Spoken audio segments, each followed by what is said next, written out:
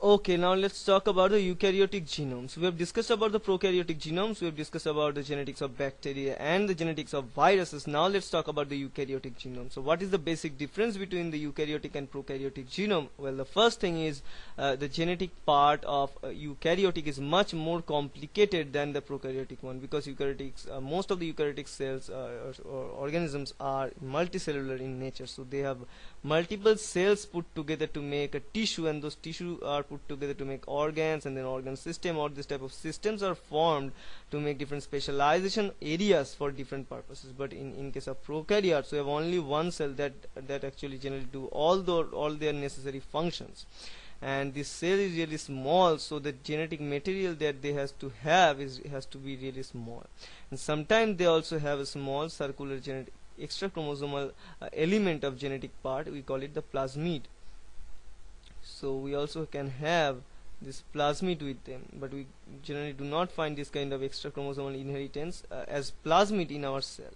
We have different extra chromosomal genetics that can be found in our mitochondria, and in case of plant cells it can be found in plastids, but not as plasmids. So in case of eukaryotic cell, the genetic element is much more organized. So we discuss about the organization of those elements, and that then the regulation is slightly bit different than that of the prokaryotic cell, because as you've noticed that the prokaryotic cell, what we have operon. So in this operon system, prokaryotic cell is controlled, and the operon system is a multiple gene system, and that is controlled by one region of that DNA. We call it the regulatory site.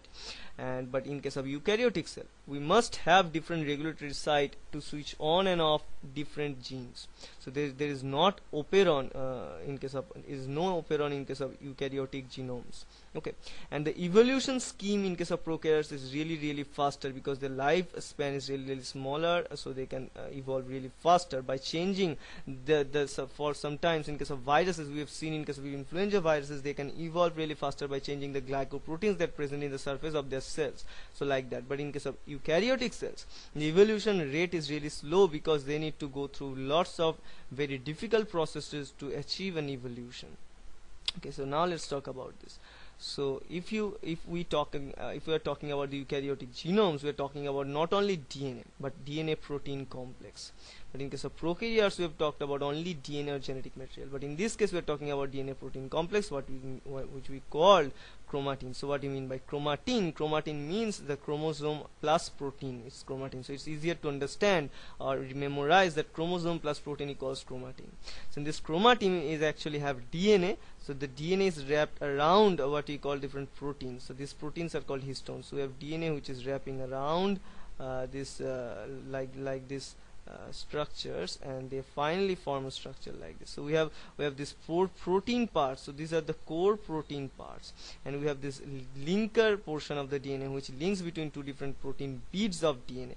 So this is called the linker, and the DNA which is wrapped which wraps around this protein, we call this is the normal DNA, for example. So DNA is packed like this. So it is called a bead in a thread model. So beads in a thread model, this kind of model is actually suggests we are talking about this eukaryotic genome. And not only this is the organization, this is the preliminary organization of this DNA or protein arrangement. Then this protein and DNA structure is arranged furthermore into 30 nanometer loops. So what we make this loop like things. We make different loops. When you make different loops, the loops are actually arranged, and when the loops are actually arranged tightly with each other, they finally make a chromosome. So it is a visible chromosome after it forms like this, as we know as we know the structure of a chromosome, as we normally draw a structure of a chromosome like that. So this is made of with this 30 nanometer loops. So now let's talk about the organization of them. But both in prokaryotes and eukaryotes, they must alter their patterns of gene expression in response to change the environmental conditions. That is really important. So if we want to talk about the environmental condition, to cope up with the environmental conditions, so in both of those cases none of them is getting lower in those cases, because as we know, in case of in those cases most of the time prokaryotes are getting ahead from eukaryotes, because prokaryotes are really can regulate their gene expression in such a way, then they can handle the changes in environmental conditions. So for example, we have a cell. In this cell we have the DNA part. So suppose this is a DNA part in the cell, and this DNA part regulates the expression of cell. So this is the whole thing is the big E means the environment. So we have the environment outside. We need to have you need to tune up our genes to regulate some proteins, to make some proteins in particular conditions when the environment demand those proteins. For example, when the environment is too hot, in those situations we need to produce some proteins which is heat labile, so which cannot be destroyed by heat. In those situations we need to produce more and more these heat shock proteins. So it normally, in case of eukaryotic cell, it make HSP or heat shock protein. So what these heat shock proteins does, this heat shock protein these heat shock proteins can actually trigger another set of reaction in the cell, because as we know we have two different generations of reaction, two different way or pathway of those reactions. One is the protein production. So we have protein 1, we have seen before this thing before when you have discussed about the prokaryotes. So we have protein like this, we go for 1 to 2 to 3, we using different enzymes. So enzymes are working in these cases to do these things work. And we also have another pathway, and that pathway will be the genetic pathway. So gene 1, and then second gene 2, then gene 3, and all this thing going on. So we can go for gene 1 to 2 to gene 2 to 3, and all these things, this gene product finally makes a protein. For example, this is a protein 4, which is again is gonna turn on this enzyme 2, or for example this is gonna turn off the enzyme 2. Anything can be happening in all these cases, it can on and off. So this is how a gene expression and a protein expression is correlated with each other, and by relating all those gene and protein functions, the cell have a actual larger window to deal with the environmental changes. So let's talk about the organization of eukaryotic genome.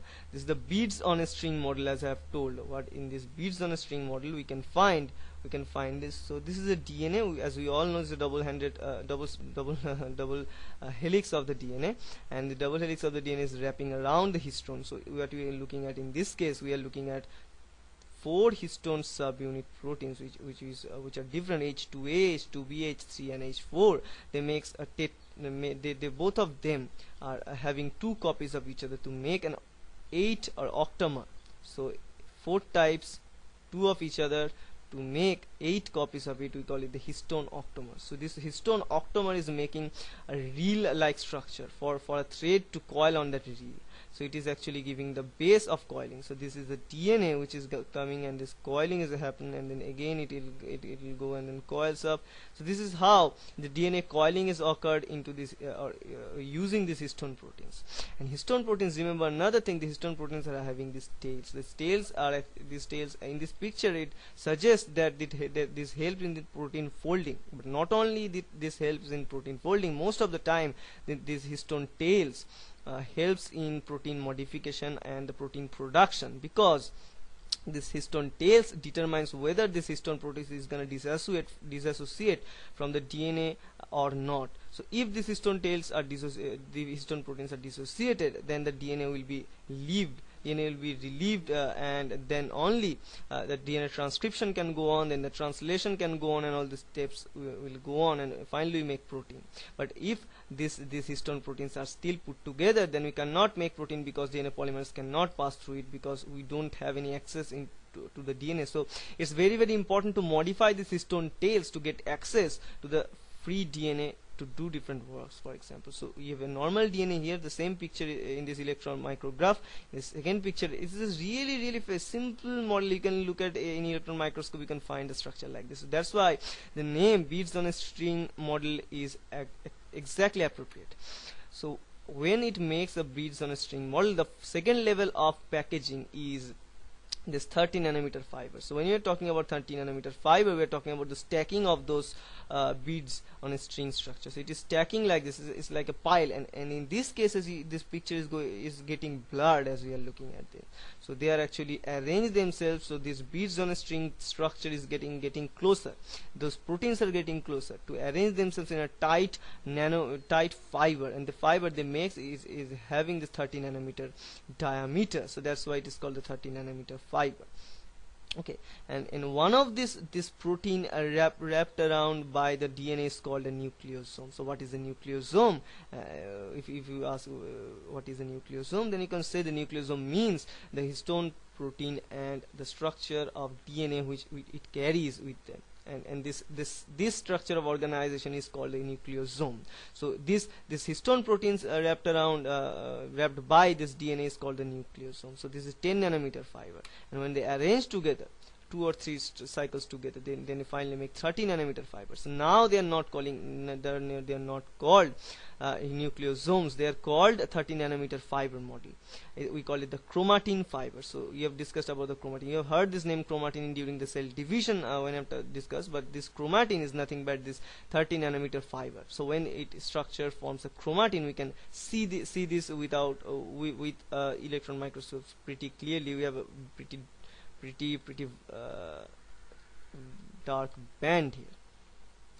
Then let's talk about the 30 nanometer fiber is going to stack again to make looped domains. So these nanometer structures are again making loops. So if we consider it as a simple like this, so it is making loops like that. So it is making different loops. So this structure is making loops like this. After making this loop, it finally forms a structure like this. So this part or this portion of that protein scaffold is that.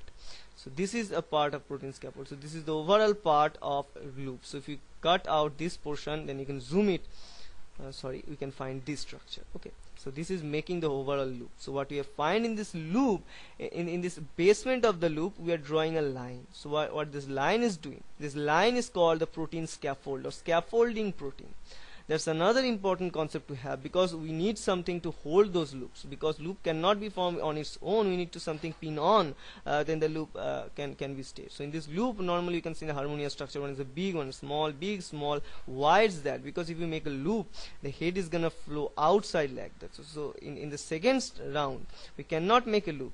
Otherwise we need to make a really gap distance. So what is making, it's making loops, but it have really small tiny gaps in between. So cells is not wasting. Cell is not gonna waste that area. Cell is gonna make another small loop in that portion to refill the gap. So that's why we can have this big small gap, big small loops in this portion to minimize the gaps between two loops. Okay, so finally these looped domains make 300 nanometer fiber, because the diameter of it again is 300 nanometer. The distance of each loop region will be the 300 nanometer and on average. After making this loop, we can see this loop scaffold proteins easily with the help of this electron microscopy, because in this case it is really good visible. So these loops are actually haphazardly formed, these loops, and we have lots of scaffold proteins is going on. This proteins is going to support the structure of this loop. And many of the scaffold proteins made during the last phase of cell division, and these proteins are destroyed during the cell division process start, or the beginning of the cell division. Okay, and finally these scaffold proteins are put together. So if we look at this square structure, you can find the structure like that. So after that, we actually arrange those scaffold proteins together. The scaffold proteins further forms loop, and they condense each other to make a dense structure like this, and then only we can see it like this typical shape of a chromosome that we know now. So this is a typical shape of that chromosome. It's normally 700 nanometer, and finally make 1400 nanometer of the whole chromosome when you have this. So this is a structure of whole chromosome, electron micrograph of the structure of whole chromosome. So the loop domains themselves coil and fold, forming the characteristic metaphasic chromosome. So what we are talking about here is the metaphasic chromosome. So whenever we draw a structure like this, we are talking about the chromosome which is visible via the metaphase of the cell cycle. Before that phase, we cannot have a structure like that, because only during this metaphase